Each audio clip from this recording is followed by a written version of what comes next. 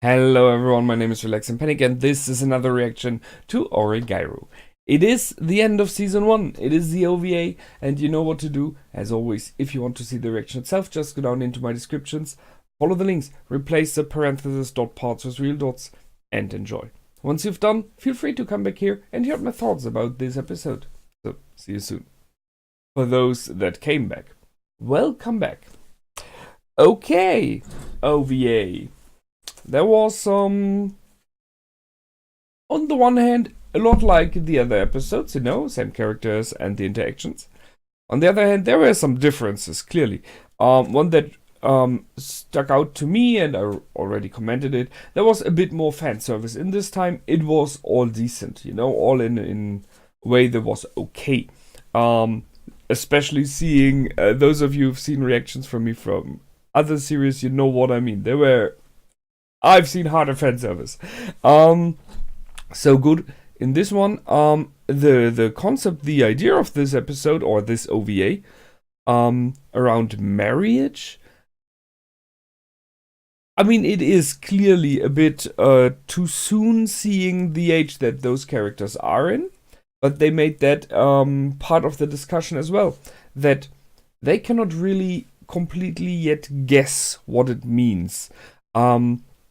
And having Hiratsuka, the teacher, there, it is clear why it happened, why this project came up. And I'm pretty sure that she kind of wanted that project because she wanted to check what the heck's going on. They had interesting ideas. In general, I liked it. Most of it. What I do not like so much is that they just put a light on the one side of the marriage, which is about the wife, about the woman, the bride to be. Can she cook? How will she react to the mother-in-law and stuff like that, which is all possibly quite important.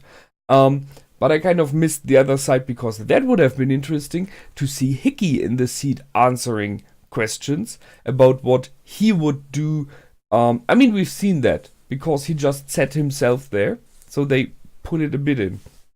It was good. The answers were entertaining, different, all had some sense, if you know what I mean. So let's go through it one by one. We started off with Hikki already contemplating about marriage. Before all of that started. And it was more neither marriage. This is where you're going to die. So very negative and kind of, you lose all faith, you lose your own ways, kind of.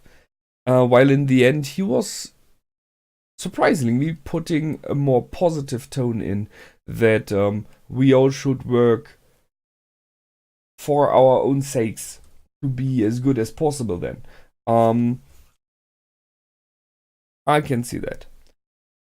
He pointed out in the beginning that the eyes of those who are married are soulless as his own are, so the fisheye again. And we got the information, which is very fitting from his sister, that he is too picky on food and on people. That's a complicated thing, I guess. Yeah, it might be true for him, no question there. But if you have the choice, why not be picky about both? If you are living in a society, in a country, where you have the choice to choose what you want to eat, what you can afford to eat, then why not be picky? It is one of the luxuries you have. Same is for people. If there are a lot of people out there, as we all know, the world is huge. There are a lot of people out. So why not be picky and choose those who you like, spend time with them. It should be possibly the best spent time. The only thing you should watch out for is that you don't push away people who might be more interesting than you think, just by, I don't know, whatever reasons. So maybe that's where she was going for. Sorry. We got a foreshadowing for the episode already, for the OVA, by Hikki thinking that his having a little sister is already like having a marriage. You have a lot of the benefits. She's cooking for him and everything. I don't know if that is so common that your little sister is cooking for you and it feels like she really is pampering there all that him all the time. I don't think that's such a common thing, but maybe I'm wrong. I don't know.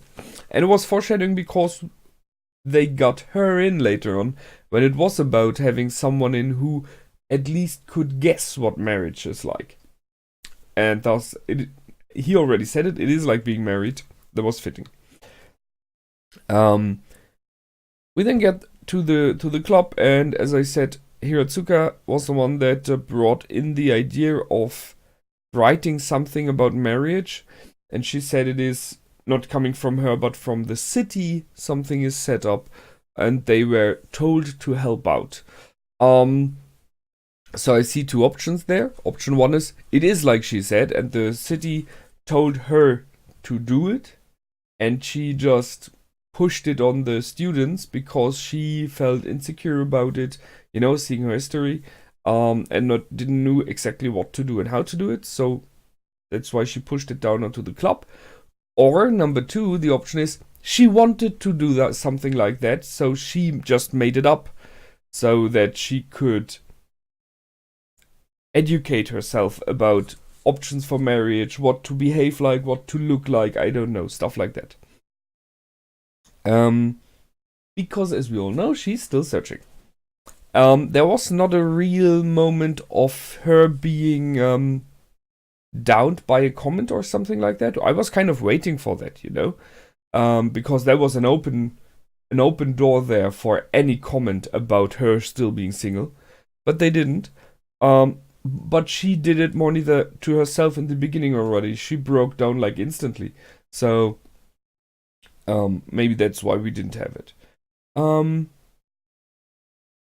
then they tried to think about different stuff. So making a contest for the school, for the people in the school, of designing a wedding dress, which was denied because who is able to draw so good and eloquently at that age? There are some, but not many, and the time is not enough, possibly.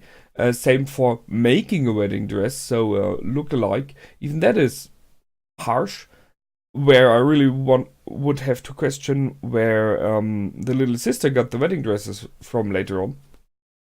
So all of that went out because it was a matter of time and of people possibly being interested in it. Because I think that might be the major problem. If you bring out a paper and people can enter a contest for designing or making wedding stuff, while all those people that read it in the school are not really interested in marriage yet, you just miss the people that read your paper.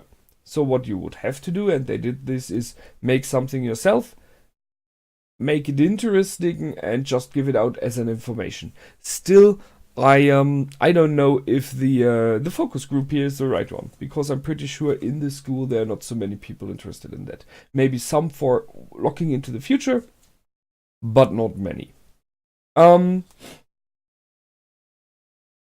We need the average brain of Yui. That was a mean one, but I wrote it down. And they started doing a survey in their class after making a survey for themselves. So the comment of Hikki here, what it is your wife has to have, and he's like, money. Sure, if you can choose between two spouses in this case, and they're completely equal, however you would measure that, in terms of everything else that is important for you, then why not go for the one with more money? It makes the life for both of you easier in the future, sure. However, it should not be number one priority. Possibly it should be more that she is able to live with you, which, especially in the case of Hikki, is not an easy thing, as we all know. So that's the one thing, but I guess you have here like your own agenda there. For many people it is that you have kind of similar hobbies, kind of similar interests that keep you bonded, and that is necessary because if you want to live the rest of your life, or at least 10 or 20 years, nowadays, not so uncommon, you need something that binds you, and it should not be your children. I've seen that quite a lot of times by now. I'm not the youngest anymore. People getting together, people thinking about marriage, and in the most cases they did not marry, but it was about being together longer, something above 5 or 7 years, the typical 7-year problem. And I heard it so often that they had this idea, we don't have so much anymore bonding us, so I thought about having kids together. That's the wrong way around. You should not have kids to make sure you stay with your partner. You should have a healthy relationship so that you can then think about having kids. So, as I said, find stuff that bonds you, that you have in common, that you like. In general, you should try to like your partner. That would help. So that. His sister arrived then carrying dead weight, which is him. And she made these tests. Starting off with the cooking test. As I already said, I would have liked to see the men do something as well, because they have an equal part in each marriage. At least they should. The cook-off was not so much of a surprise. So Yui once again creating something that is deadly, simply put. Yuki made something nice and really looked good. But yeah, I liked that. That was good. And surprisingly, Hiratsuka is really, really good at creating something that, in this case, Hikki was completely going for. So I would point it out as man food, and yes, that's a very one-sided view. I mean, in the end, she could have made like a steak. It would have been the same idea here more in my area. But for where he was, meat, a flavorable sauce, one that is really heavy, and just food that's like, yeah, good one. So nothing like a salad. However, it was interesting this moment that Hikki ate all of Yui's deadly poisonous food because he wanted to save Tatsuka. I like the idea, and it is a lot of comedy in there. But once again, he made the mistake that Hikki was now like about to fall in love with him because he just ate her food. That is something that might be important, and we have seen it in the past how important it is to her when it was about the cakes, the cookies. Sorry. So it was important for her that what she creates is liked, and he ate all of it. That's the one thing. Then we had the quiz, the question about the mother-in-law. That's a harsh question. And I mean, it is not such an uncommon thing. The mother-in-law as being like a dragon, like negative, is a very common thing. The answers, most of them were kind of funny, go to your own mother and complain and do it the next day again or stuff like that. I have to give it to Hiratsuka that although she may not be very fitted for any kind of relationship on longer terms, because she is so strong-willed, I like the fact that she is so strong-willed, because she stands her own ground. So that is something good and something I like. It is a bit of a problem if you are trying to bond, so you have to find common ground. But if she ever has a partner, and seeing how strong-willed she is, she will possibly be the one with the upper hand, but who knows? But for sure, she will defend this partner as well. And that is something you can see in her. So if you're being pushed around as her partner, it is very likely that she will pop up in the scene and defend you. So a good thing. And why not? Why not this kind of way?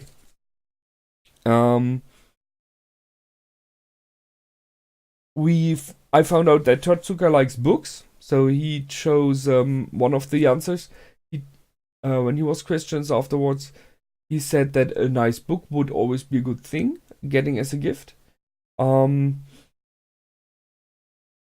then we went for the wedding dresses. So, I mean, they all looked really good. No question there. The wedding dress of Yui clearly pointed out that she is let's say, a woman already, more than, as example, Hikki.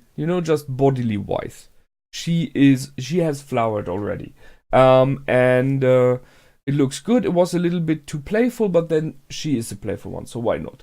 The one for Hikki was very, very nice. I already commented it. It was classy, the long style, and in my opinion, a very good one. And then they just pointed to Hiratsuka, so she got special light. She was she had lipstick on and stuff like that. So she's a full-grown woman already, and they pointed that out and how good she would look in a wedding dress. And she enjoyed that, clearly. I mean, there was no question. She enjoyed that spotlight moment. And the winner was the Hypno Frog. That was really good. The intimidation by viewing. Don't you dare say anyone else. However, I really would have liked to know who's the winner. In for reals, because there it was clearly a domination victory. The one that Hiratsuka dominated the mind and intimidated until she was announced the winner. So much for that. And then we had the after credit scene, which is one of those where we go into the three of our main characters. How do they interact? How are they bond to each other? So we once again have, after all is done, each of them working on their part for it. Hikki complaining he got the most, which is possible. He was the one writing a lot of it, which, by the way, is still amazing to me. He's so negative when he's talking and in his behavior in many, many ways. But he's the one writing the articles, or at least many of them. So people read what he is writing. And from what I've seen what he is writing, it is not as negative. When he writes, he is more positive, open.